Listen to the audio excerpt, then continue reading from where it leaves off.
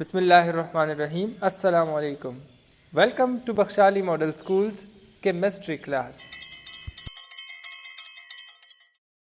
Structure of atom में आज का हमारा टॉपिक है Rutherford atomic model and the discovery of nucleus.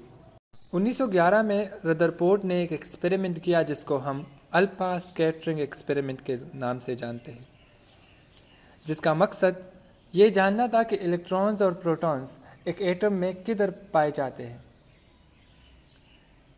Alpha scattering experiment को अल्फा स्कैटरिंग एक्सपेरिमेंट नाम इसलिए दिया गया क्योंकि इसमें अल्फा पार्टिकल्स को स्कैटर किया गया था एक गोल्ड फॉइल गोल्ड शीट पर। तो चलिए आज हम आपको सुनाते हैं न्यूक्लियस की कहानी कि न्यूक्लियस को रदरफोर्ड ने 1911 में अल्फा स्कैटरिंग एक्सपेरिमेंट के थ्रू कैसे डिटेक्ट किया, कैसे डिस्कवर किया।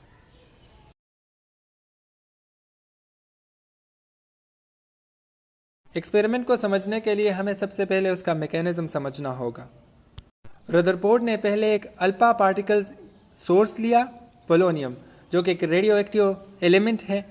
उसको एक लिड कंटेनर में बंद कर दिया और उसके लिए एक स्लिट, एक सुराख छोड़ दिया जिसके जरिए अल्फा पार्टिकल्स जो है वो बाहर निकल सके।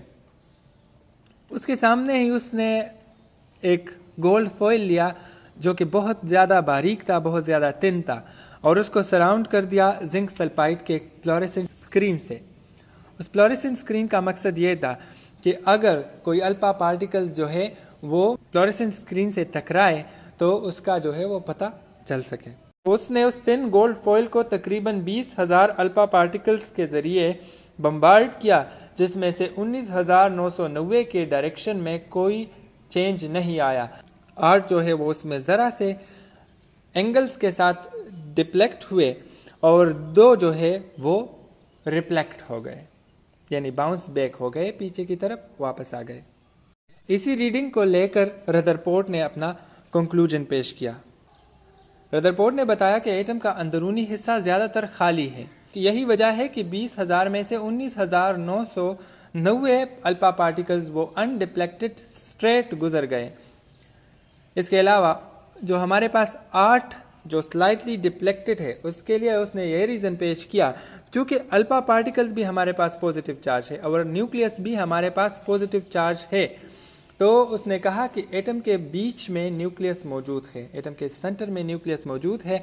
यही वजह है कि जब अल्फा पार्टिकल्स सेंटर के करीब से गुजरे तो उनकी एंगल में स्लाइट डिविएशन आ गई और वो स्लाइटली डिफ्लेक्ट हो गए, क्योंकि positive and positive repel each other. तो जब दो पॉजिटिव चार्जेस एक दूसरे के करीब गए तो एक की डायरेक्शन को जो है वो चेंज कर दिया गया।